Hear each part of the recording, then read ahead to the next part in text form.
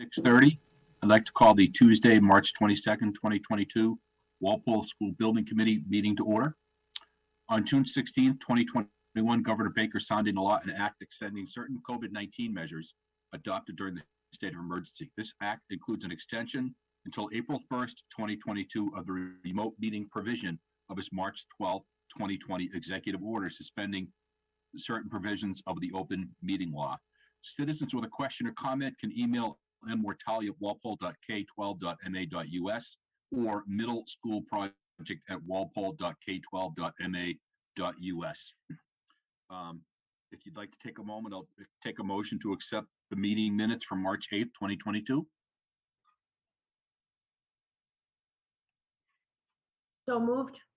I have a motion from Ms. Gallivan. Do I have a second? Second. There's a second from Ms. Gaositz. Let me pull the committee. Ms. Gallivan, Yes. Mr. Anderson, Yes. Mr. Barrett, Yes. Mr. Conroy. Yep. Who am I missing here? Ms. Hamilton, Yes. Mr. Connor, Yes. Mr. Fisher, One. Jeffrey. I don't think your dad's here. Oh, abstain. Okay, Ms. Santiago Taylor, Yes. Mr. Frisha, Yes. Mr. Hahn. Abstain. I vote yes. Did I miss anybody? Jen Geo says yes. Ms. Gaositz, yes. Anybody else? Bridget Goff, Senate. yes. Dr. Goff, yes. All right, very good. It is a vote. Thank you.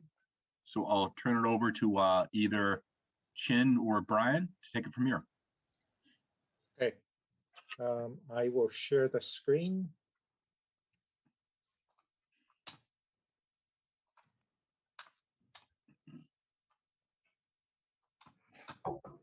So we just approved the minute. Schedule is unchanged as of now. The overall schedule is the same, and just go through a little bit more detail. That today we're going to go over the DD estimate and the VE discussion, and that if we do have a conclusion, then we can take a vote. Otherwise, we will move the vote to the March 29th, a week from today. On the 28th, we will be interviewing the first two construction manager at risk firms, Bacon and Fontaine, and 29th, it will be the other two firms, Shamet and WT Rich. And we are expecting that the CM process, selection process, the subcommittee is meeting on the 4th of April to make a recommendation to the full SBC on April 5th for the approval. And at the moment, with the DD package vote at the latest on March 29th, that the plan is to submit to MSBA on the 4th of April. And right now that we have April 5th and April 19th as the two dates for April for the SBC. And the CM process today, that we have received the 4 proposals due from the shortlisted firms, and we are in the process of reviewing them and then getting ready for the interview on the 28th and 29th. And then on the 4th, we will rank them and then make recommendations for the approval for the SBC. And we anticipate that we can award the CM in April. And this month VIP, that we have a total of $481,000, $590.50. That's comprised of Compass. And then this line item 605 is for the project docs for the processing of the CM at risk process for the advertising and submission process. And then the 3,205 is for the Johnson Middle School part of the project. And we have 2 line items here for the environment and site, and then plus the TAPACE design development service of $385 totaling the $481,590.50. We do need and I'll go through the rest of the VIP big picture.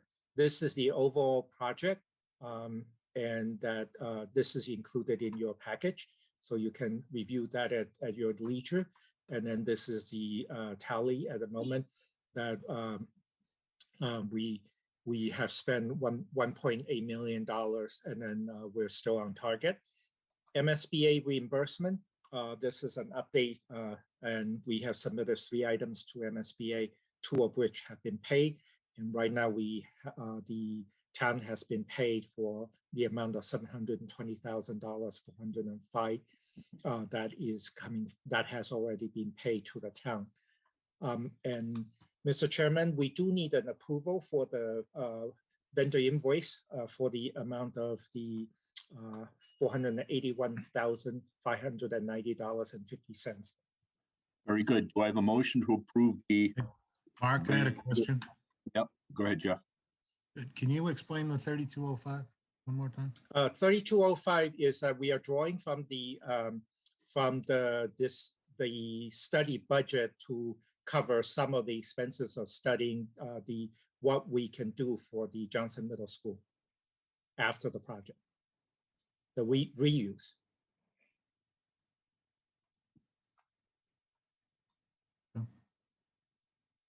Any follow-up questions, Jeff? Just wasn't aware kind of it was an official activity of this committee. Okay. Any other questions? So do we have a motion to approve the vendor invoice package for the amount listed in your packet for February of 2022?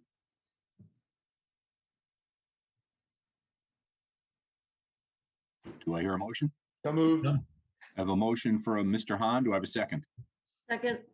Second from Ms. Gallivan. Let me poll the committee. Mr. Frisha. Mr. Barrett. Yes. Ms. Hamilton. Yes. Ms. Gallivan. Yes. Ms. Gaositz. Yes. Dr. Goff. Yes. Mr. Anderson. Yes. Mr. Conroy. Yes. Mr. Fisher. Yes. Connor. Yes. Dr. Hahn. Yes. Mr. Senek. Yes. Ms. Santiago Taylor. Yes. And I vote yes. Did I miss anybody? Very good. Continuing on, Chen, if you could. Thank you. I think the after this is the TAPE presentation. Very Yeah, good. just ask any questions on the other updates regarding schedule or CM. I think it's pretty straightforward.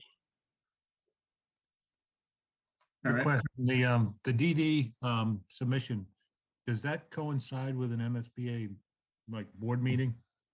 for review? No. DD submission does not need to be coincide with, does not need to, that is not tied to a MSBA board meeting. So there's a flexibility on that. Yeah, and they will review that, Jeff, and they'll send back comments similar to what they did with the schematic design.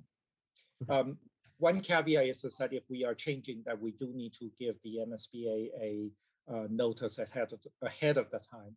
And so that's it. And there has been a link sent to everyone, which is the DD package in progress. And I think Matt or Chris would go over that in their presentation as well. Thanks. Mark, I have a conflict the 29th, so I won't be at the DD submission. Okay, very good. Okay, moving on, we're gonna start looking at the DD estimate that came in. So you can see on the screen now, we have our SD estimate on the left-hand side that came in at just under 92.6. On the right, we have our current estimate for DD that just came in the other week, which is at 98.441. From talking with our estimators, the main reason for the price increase is the current world environment and the unit costs going up. They said there wasn't much added scope from where we're at from SD to DD currently. And the majority of the price increase is just due to the current world environment. So we're going to kind of walk you through this and go over how we got to the VE items to get back on budget. We had multiple meetings with Compass to review where we are at and kind of get a plan that we can submit to the MSBA to show them that we are back on budget for the upcoming submission and our program on how we're going to proceed. Question, Matt? Yep. Mark, to you, can you explain the 0.5% increase on the CM fee? Or expected? There's not material costs with the CM, so the labor? It actually went down. Oh, no, the fee, yeah, the fee went No, up. the fee Yeah. went up. 2.5%. I think that what they're trying to do is put CM fees that they're seeing come in on other projects. And I think that was sort of one of the reconciliation comments between Compass and Tape. I would say it's, that's probably a conservative estimate and it might come in somewhere in between those two. But I think until you have that in hand, which we won't have, and I guess we won't know until we finish the interview process, right? Right, and it's negotiable, so Yeah. we're trying to be a little bit more conservative with that.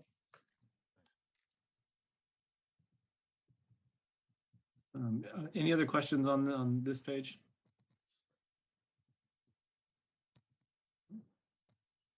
So this again is just going at where we're at as for DD, where we are at now, and our total VE target that we need to get to in order to get back on budget. And I'll just All right. add before we get started, Matt. I mean, the goal is that from an MSBA's perspective, part of the DD package is that we submit both estimates. We submit the reconciled comparison sheet. We submit the comparison of the DD estimate back to the SD estimate, which is something we looked at the SD stage. And we actually added in the additional PSR submittal estimate. So the original estimate we had for the options, that all goes into the MSBA. If the project is tracking over budget or over the construction cost, the MSBA does require that the value engineering or the budget adjustment that was done is submitted as part of that package. This committee would need to vote on that. And they'd also want a copy of the certified minutes. So that's something we would need to do at a future meeting, saying that the committee was aware of and voted to accept the budget adjustments and or value engineering. And then the MSBA would consider the project kind of realigned with the budget and move forward. All right, sorry, Matt. That's good. We're going to jump into kind of our live log that we have now for the VE items, and we'll go through those with you now. I'll turn it over to Chris. And can you guys see that, or do I need to reshare my screen? Can you see the? We can see it. Okay. I'll turn it over to Chris, and he'll kind of walk you through where we're at. I'm only seeing the PDF that says VE log. Okay, Oh, let me right. stop share, then let me reshare the screen.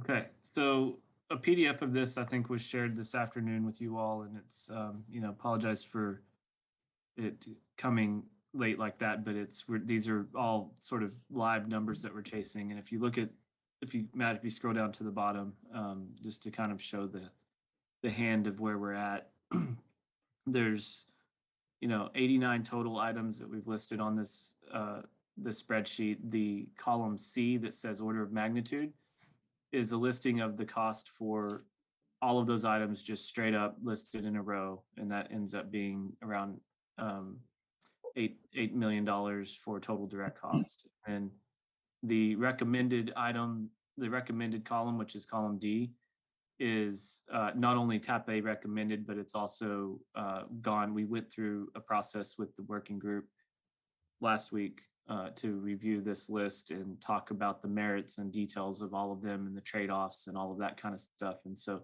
that's TAPE recommended, but it's coming to you via the working group conversation. And then the ones that are deferred are in the deferred column. And so what we need to do is get to an accepted column from this committee, I think total accepted. And that number needs to be about $5,842,000. And so it's a lot of money, but as Matt said,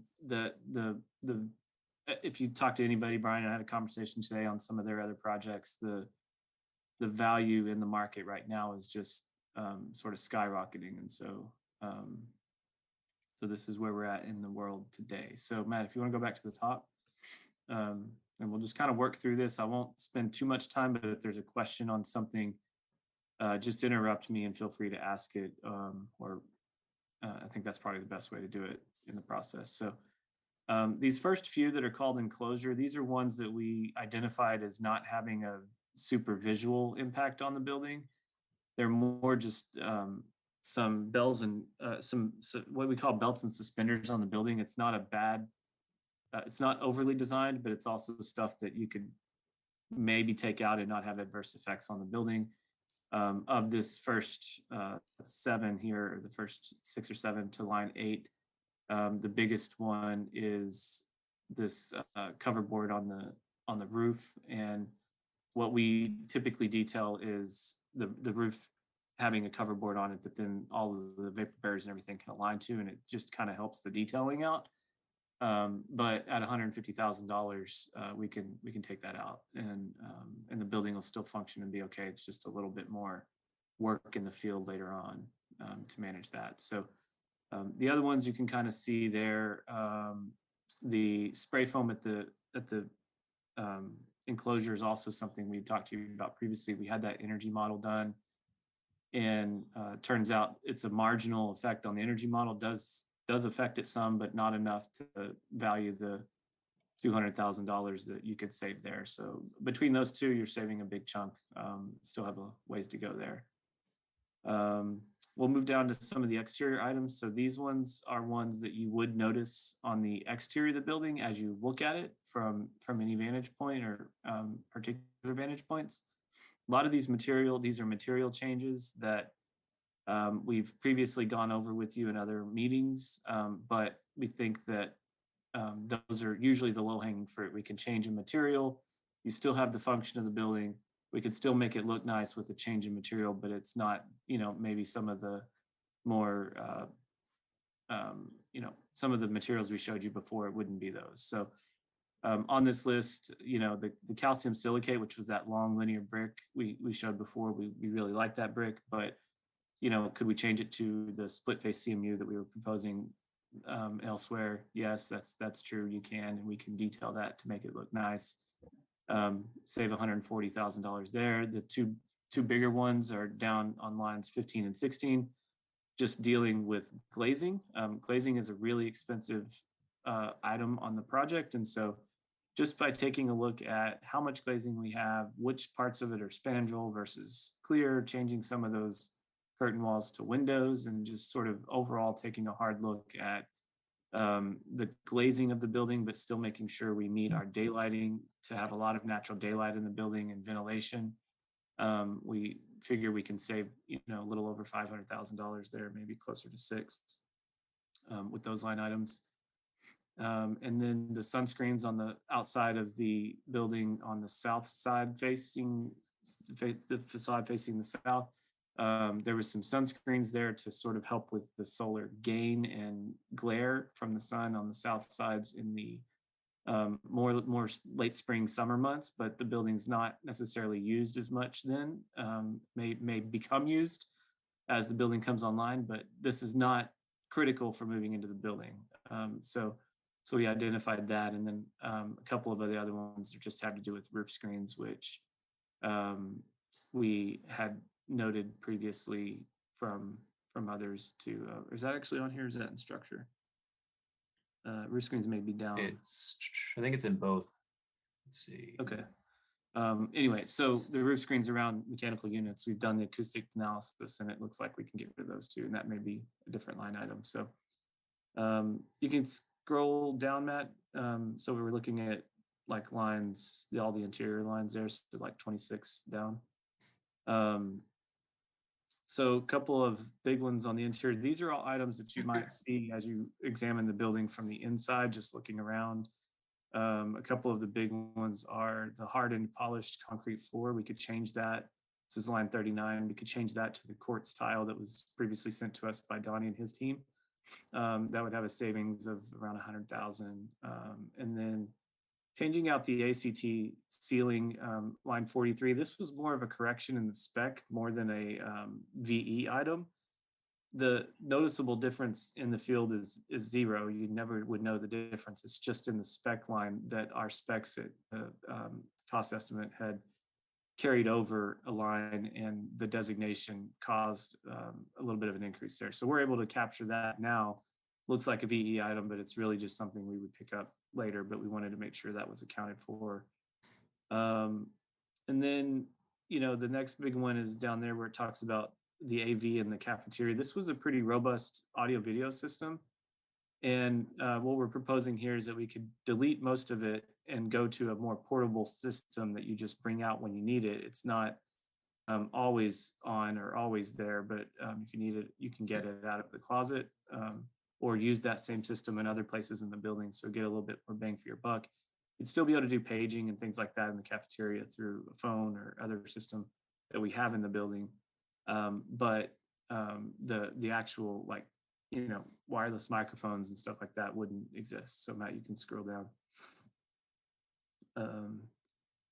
And continuing on with some of these interior ones, you can kind of see how the working group was categorizing these. So for instance, no sinks in classrooms. That's a kind of bigger dollar value, but it's not ideal. And so we wanted to defer that in case we have a budget issue later down the road that we have to resolve. We can take another look at that one. But for now, we're keeping the sinks in because that's a definite help to the program and function of the building. And then some that we just outright said were rejected, like reducing cameras by half. That's an item you can think about, but appropriately so, the administration and town say, we don't want to chase that later and wish we had more and try to find the budget for it another time, and we'd just rather get it in. So some of the thinking behind that. Obviously, the hot topic of the generator came up last week, or the last meeting, and we mentioned that decision might be made for us, and sure enough, we feel like it is. So this would be going from the full building generator to a smaller selective load for the generator, and you would be able to save that $780,000. Keep going down, Matt. We could do, we've done this on several projects, actually. If you look at line 75 for trees, you can defer the trees, not forever, but just until you get through the project enough to realize that you have savings in the contingencies or something, or you can actually put them as an ad alternate, so you get competitive pricing up front. Given it's a CM, there's different ways to manage that, but just identifying that we can take out some of the trees as an ad alternate and then put it back in later when we know we have the money for it was a strategy there. In general, we've been trying to look, these next few lines deal with site-related issues, dealing with either imports of soil, handling soil on site, or reducing some of the costs related to drainage. And so the team's really taking a hard look at that. It's really, the site stuff becomes pretty complicated, and we need a little bit more time than sort of the week and a couple days that we've had to do it, to actually put a number to it. But the thinking right now is that these items probably have a bit of savings to them. We just have to really zero in on what the actual scope is. So the green boxes there are saying that whatever the number is, we recommend that we try to do this anyway, because it's probably a benefit to the project no matter what. And so we're looking at ways to simplify, consolidate, and plan for a difference there. And we're hoping that those numbers come back as the lesser number, but when they do, we want to capture that as part of the recommended scope. You can scroll down a little bit. Oh, so here's the roof screens, items 87 and 88. There was a structural component to them and an actual material scope. And up above, I think, I don't want to make you seasick with the model here, or the spreadsheet, but this was the roof screens on the roof. So those are, not seeing except for very far away. Up above, we had talked about, Matt, can you go to the entryway?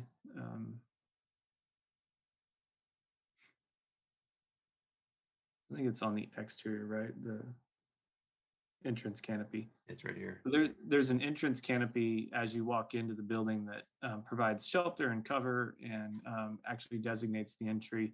We talked about that. The team, including Compass, TAP A, and all of the district and town folks on the working group, really felt like the value of having that element was pretty important. So we deferred it, but it does have a cost to it. And so hopefully we don't have to go there, but I just wanted you to see that as well, that those items are, we're trying to turn over all the stones, realizing that some are rejected, some are not.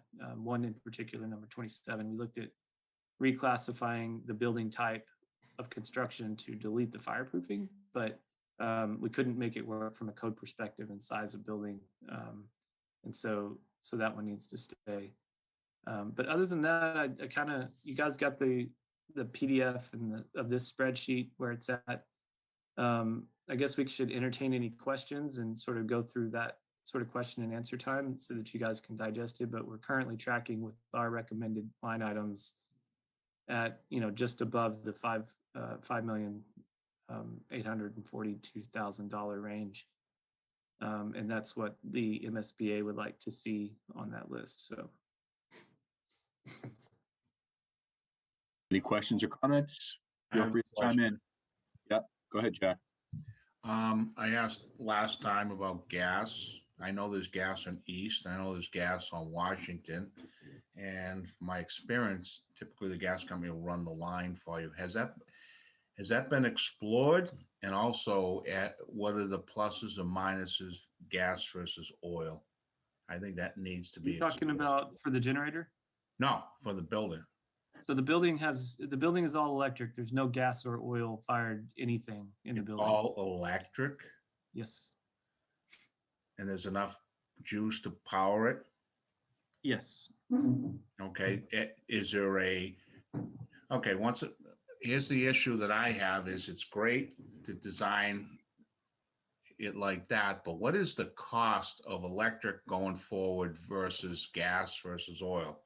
Because we get saddled with the costs after the building's built. Is that been done?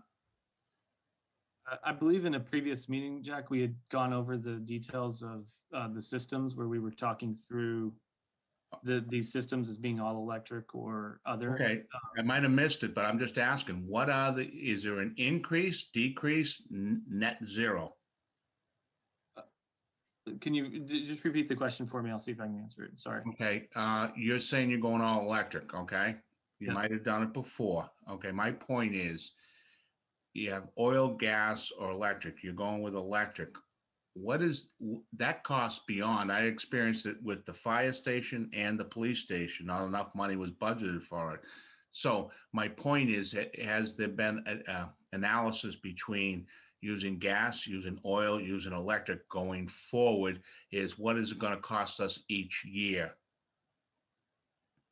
We have the energy model in terms of dollars in operations for the all electric, but we have not done an analysis of operations for electric or for gas or oil. And I think, Jack, it kind of, you have to run it out. And I don't want to get, throw the politics of it out there, but there's pressure on all public buildings to be. Okay, zero. I'm not going to go with that green stuff. I'm going with the green stuff that comes out of all our pockets every year. And we should at least know what the added cost to go all green here.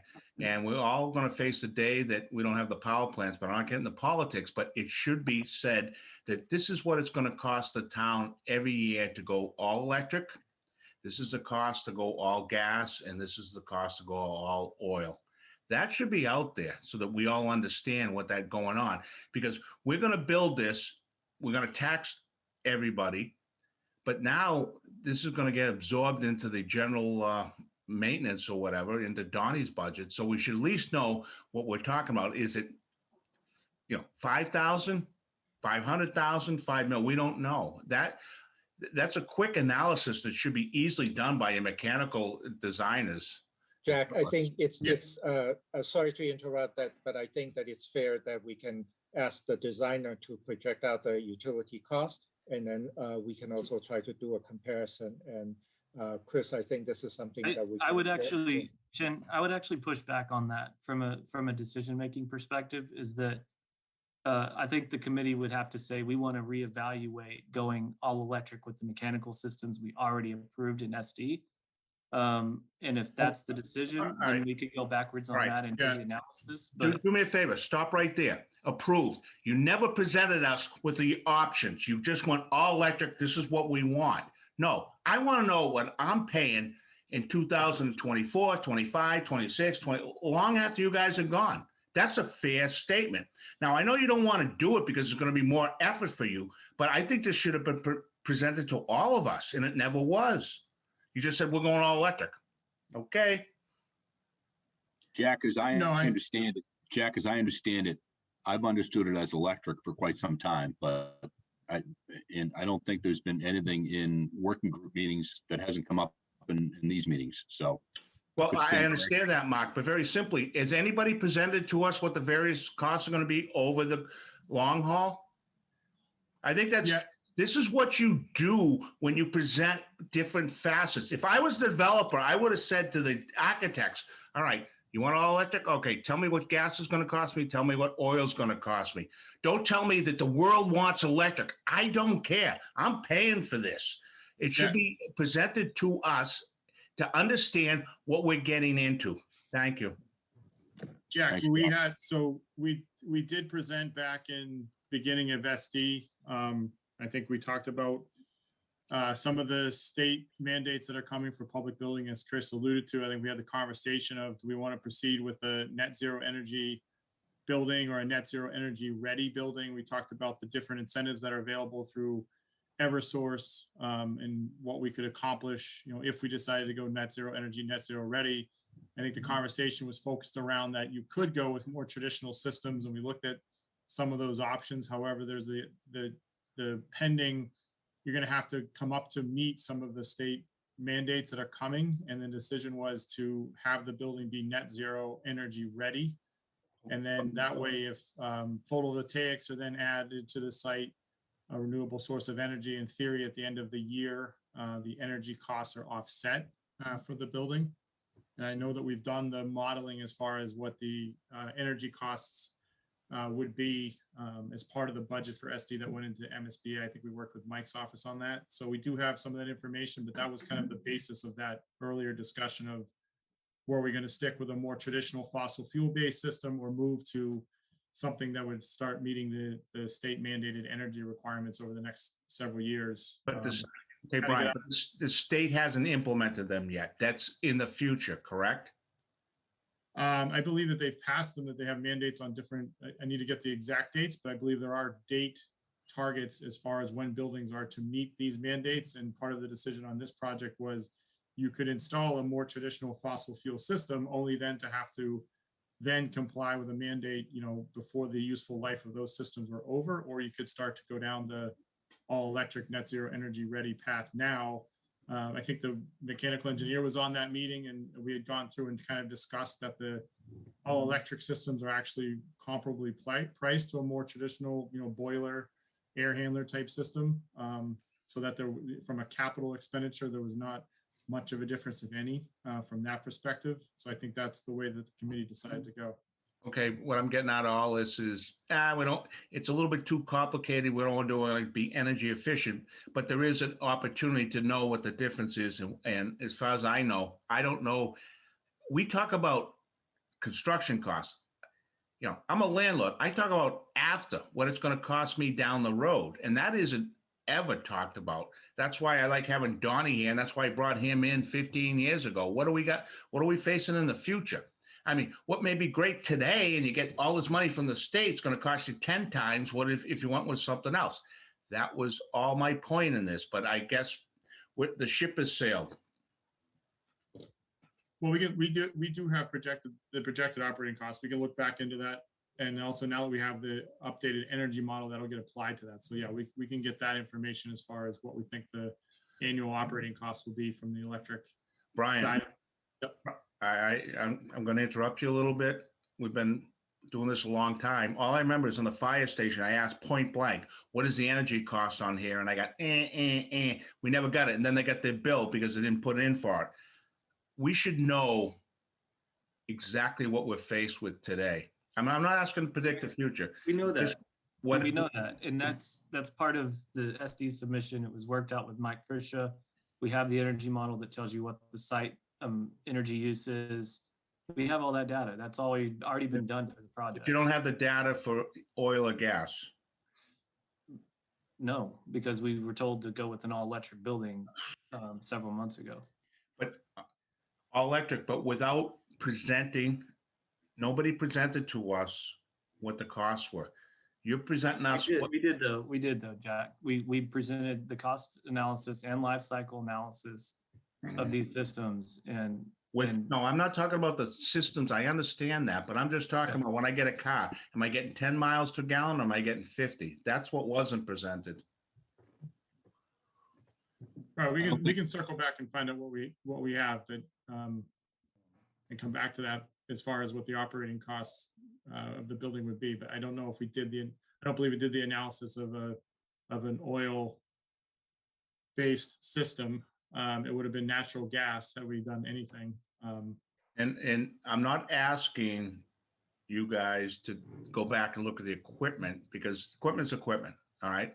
Just what the cost of energy going forward would be. That's all. Whatever BTUs or whatever you're using for megawatt, whatever it is. Okay, that's all. Point taken, Jack. Thank you. Tap A, do you want to continue? Can I I think just, we're in questions. Okay, very good. Mr. Barrett, I see your hand. Yeah, thanks, Mark. I was wondering if the folks from Tapin or whomever can answer the question could expand a little bit on the increases. I know you said kind of generally it's a tough market and there's a lot of inflation, but could you give some more specifics on items or materials or what's driving the increase? Yeah. All right. So when we talk about this, so one of the first questions we have with any cost estimate that's up or down is we ask the cost estimators about scope. And so our job as architects is to control scope and not have what we always call scope creep, where we've inserted a lot more than what we showed before. And so we're following the intent of the design. So what we did here was we said, okay, first, before we go into the line item details of the cost estimate, how did we do on scope? And they said, well, before we inserted the new unit prices for all of this stuff, the scope and the budget was actually really spot on to what it was in SD. So that's an indicator that the scope was controlled. There was some adds and deletes and balancing, as typically happens when we're catching up to the schematics. So the line items specifically, I think it's pretty much across the board. So what you're finding is that a lot of the products are just more expensive straight out. And so that's, I tell you, the biggest two rises in cost were electrical and plumbing. And so you're seeing that a lot of the electrical components, from anything from wiring to panels and all of it to do with the electrical scope, was a big line item chunk increase. And the same with plumbing, and that's not dissimilar from what we're seeing across the industry. And then the other ones were sort of just bucket items here and there relative to the material costs of certain items. And this list kind of captures some of them where we were targeting decreases. Glazing gets more expensive, things like that. So it's just in the unit price. So what it costs per square foot for certain items that's increased, and that's so it's in shipping too, right? So you have a car, you fill up with gas, you've realized in the last few weeks that everything's kind of crazy there too. And so those are some of the specific kind of items. I mean, I don't, without going into that's good. line items, I'd prefer not to go to each line item, but no, that's additional information. I appreciate that. I was Also then wondering, and I guess you kind of answered it a little bit there, Chris, in so far as, well, if there are items that are experiencing volatility, can we kind of get two birds with one stone, so to speak, and remove some of that scope? And so it sounded like you answered a little bit of that as well in terms of some of the deducts. Right. So what you'll notice here is that electrical and plumbing don't show up as heavy targets on this list that we tried to group out, right? There's some on there like the sinks or other items. Lighting, for one, we've shown on here. We don't have the value of it yet. We just got the email back from a lighting rep at like 6 o'clock tonight. So we have to interpret that and move it into the thinking. But just going through like, okay, we can pick a different lighting package that's, it's not cheap lights that are going to fail on you over time, but it's just a different manufacturer, or reducing the scope of lighting so that you don't have, reducing the amount of watts per square foot. Those are items we're chasing too for electrical, but by and large, electrical is really typically kind of what it is, right? You need a certain amount of circuits for the building. You need a certain amount of wiring to make it work. Same with plumbing. You have some flexibility in the fixtures and things like that. But what we're targeting here is things that we can offset from the bigger picture increases, if that makes sense to you. Yeah, for sure. And so I know that y'all had talked about, or maybe it was Chin or Brian had talked about voting tonight on these items, or having the opportunity to vote then on the 29th. And it looks like there's still some items here that you're saying, I guess, well, right on the screen, there's two at the site, and a couple other green boxes where you're saying, well, there may be a little more time to get some of those items lined out. So I'd be willing to hear what other members of the group think, but if there are still a couple items here that would allow us to keep other items through cost savings, then I would rather wait a week personally, but I'd be open to hearing what others have to say on that. That's it. Thanks, Chris. Thanks, Ben. Mr. Senek, you have a question? I do. So I think this question is, I guess, either to Brian or Tap A. So I think when I do remember the conversations around going net zero, and I think we were looking at more chasing the 2 extra points that we would gain from the state from a reimbursement standpoint. And I think that's kind of the decision, why that decision initially was made, to kind of expand it and try to recoup as much of the cost from the state if we can hit certain targets. I don't believe that we had a full understanding of what that actually meant from an overall cost standpoint, from a futures perspective, as Jack mentioned. Being able to be reimbursed an extra 2% on a project is going to be, let's say, I don't know, $10 million over the course of the project itself, just because we're going net zero. But if that cost of $10 million is going to be offset in energy costs, because electrical is that much more expensive than fossil fuels or oil, and essentially after 5 or 10 years of operation, that building is now even from a cost standpoint, and everything else going forward. I mean, we're talking this building being a 30, 40-year building, right?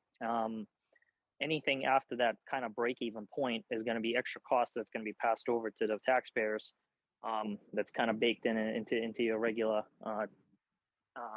maintenance costs from a building standpoint. So I think it's a valid point to kind of take a look and see does it actually make sense for us to chase that extra 2% from a reimbursement rate standpoint, just to be net zero, or can we kind of maximize or try to maximize the net zero component, but still be cost efficient for future expenditures for the building and maintenance. Thank you, Boris. Ms. Gallivan, you had a hand.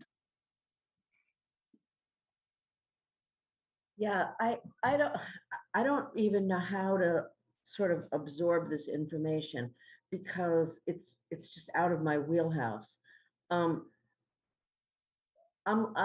looking at, like, well, the one that jumped out at me is there was something about the basketball hoops in the gym.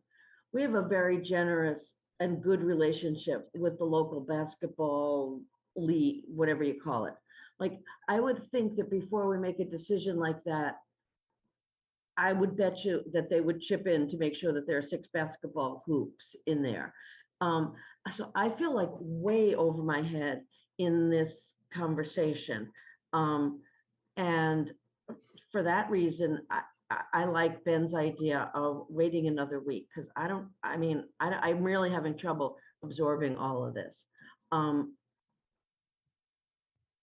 I feel like, so we're left to, and I do trust you guys as professionals, but if you want us to weigh in on it, it's a lot to be taking in right now. So Nancy, I hear what you're saying. I think the one that was related to the basketball hoops in the gym, I don't think that was recommended. I could be wrong. I think there was one related to basketball striping on the outdoor hardtop. I'm looking at like 44, 45, and 46-ish now.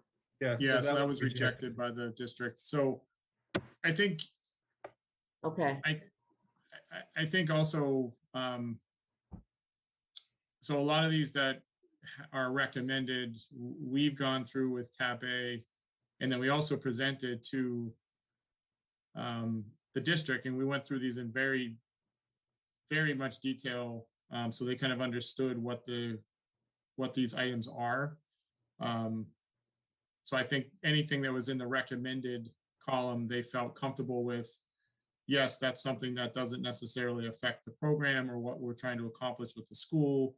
That's something that could potentially be, procured a different way. And I think to Ben's point, there can be some additional potential cost savings through the civil design that they're trying to look through. I just don't know at this point if that's something, we'll actually have enough design done in the next week, it's possible. But the reality is that if we get that back in the next week or two, there's an opportunity to maybe revisit some of these items as we move through the early parts of the design, because we're going to revisit this value engineering list again. This is going to be like a record document. It'll be a working document. We'll have to revisit it at the next estimate point at 60% CDs. So I think right now what we're trying to present is here's a path that kind of gets us back to budget for now. We'll continue to work on some of these items to refine some of the details. We'll have more of an update as we move into the early parts of the design, but right now we're trying to get a path forward. And I think if there's specific questions, maybe someone from the district could chime in with some of their thoughts on, they feel comfortable or not comfortable with some of these items, but I think we had gone through a lot of them in a lot of detail with them, just so they understand. And also that just to back up to add on to that is that if you also look at it, that many of the items that potentially has an impact to either the maintenance or longevity are either in the defer or rejected. For instance, the line 36, the tile that is not taken in the recommendation. It's not in the recommended, even though that's 340,000. That's not a small amount of dollars, but it is not taken for very good reason, because we would prefer to, the team, the Taipei does not recommend that because it does have a longevity impact in maintenance. So those issues, so right now the recommended column are generally speaking much more manageable, shall we say. Okay, so Brian and Chen, would you say that this recommended list in column D is a worst case scenario? Is it just the tip of the iceberg and we're going to have to cut back a lot more? Is it somewhere in the middle? So it's where we need to be right now. Right. We're hoping that we don't need to cut back a lot more. But again, we have another price point at 60% CDs. We're also going to have the input from the CM, kind of from a market condition at that point. Ideally the market stabilizes, and what we've done here so far is we're going to be close, but to be honest with you, Nancy, it's been up and down all year, and it's just a Yeah. matter of, we're gonna need to revisit this one form or another. Hopefully, we don't have anything else to add, and maybe there's even like, hey, we could bring this back into the project. But, that's kind of a best case scenario, so. Right. And I- then I just so and this is happening in all the other projects. So this is not only happening to Yep. this project. And to sort of give you a little bit more detail to Chris's in terms of what went up the most is HVAC and electrical together went up over almost 5 million, all that just in those two categories. And those two areas, I do not believe there's any scope change between SD and now, to the best of my knowledge. I'd like to chirp in, just so you understand. I deal with Yep. this every day. And actually I'm gonna defend Tape. Don't smile, Chris.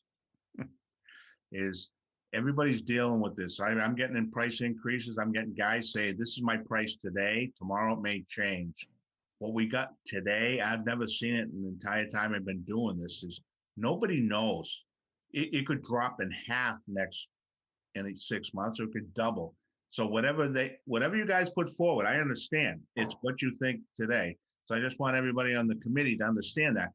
It's just gone nuts. I watched steel prices double in a year, and they're projecting. Some guys won't even quote anything beyond 3 months. So that's something that everybody got to be aware of. So whatever they put down, and if it changes, I'm not going to beat on them because it's the market, unfortunately.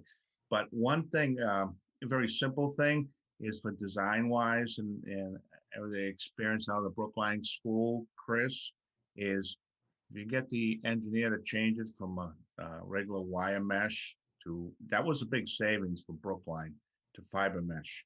Because mesh went from like 30 cents a square foot, the wire mesh, it's now somewhere around 70 to 80. Fiber mesh is a lot cheaper.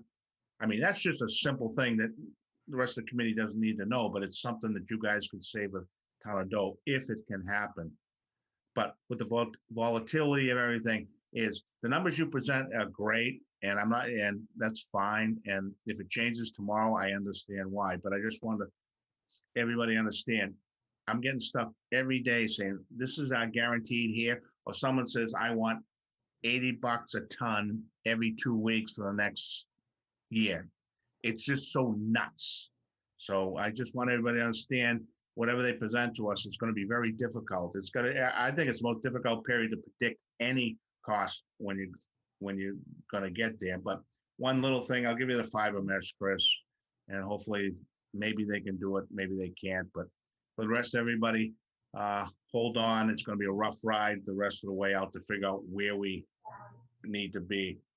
You know what's funny is by the time we bid it out, you may find what they had projected might be 30% less by the time it all hits. So it's going to go everywhere and every way, up, down, sideways. So thank you. Thanks, Jack. Thanks, Do we Jack. have any other questions or comments as to whether we should vote on this tonight or defer? We have a couple of people that have spoken in favor of deferring. Does anybody else have an opinion? Yes, I guess, Jeff, I Mark, Yeah, defer, sorry, go ahead, Jeff. Yeah, defer as well. defer as well? Mark? Okay, yeah, I would recommend that we defer. okay, very good. Does anybody disagree with that? So I guess that's what we'll do. We don't need to vote to defer, I don't think. So I guess that's what we'll. Pardon me? Brian, any comment on that? I don't think we need to vote.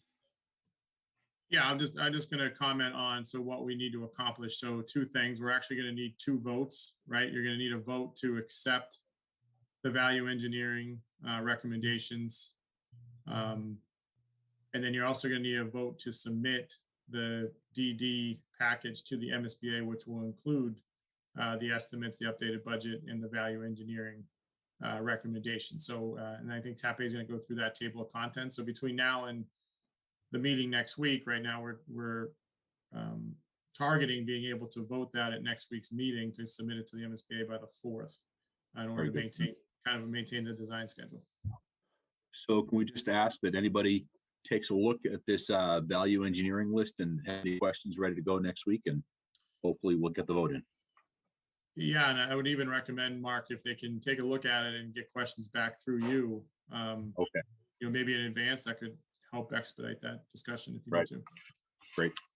So just to be clear, what you're looking for is if we've got some questions or specific items in that spreadsheet that we want you to take an additional look at, let you know before the meeting so that you can respond at the meeting.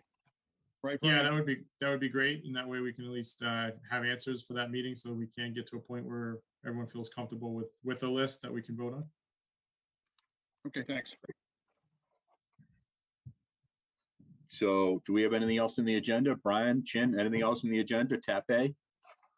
They need to go over the DD package, what's in the package, and then so that you know what we will be voting on next week. Very good.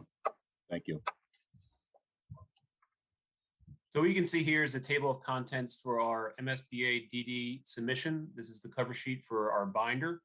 And this is what we sent the link out to you guys earlier today. You're looking at the cover sheet. Everything that has arrows is the stuff that Tap A or Compass has started adding to that file for you guys to review. So far, we added in everything you see in part 1, the project schedule, the MSBA review and district response, commissioning review. And we're going to continue to keep adding these as we get them prepared for the MSBA submission. So as you check in on that folder, you'll see these items start to populate. We are actually labeling in the shared folder with the exact names that you see here. So as you go into that folder, you will see kind of where we're at currently and where we're going to end up at before the presentation goes to the MSBA. Matt, can I, I'm going to share just real quick my screen. Everybody see that? Yes. You good now, Chris? Yes. So this is the folder that you'll see when you go there, and you can see that the table of contents is here as a PDF. And each of the different sections of the table of contents 1 through 6 plus the appendix is its own folder. So you can click on the folder and go in and see the different items that are in there. And so this is being developed with Compass and Tap A. And so we're making it a live location for you guys to view and access. So again, table of contents that Matt just shared will be in that same, it's on the drive right here. You can see it. And then all of these folders are there for you to peruse and look at your own convenience. So I just wanted to share that so you can see it live and know how to work it.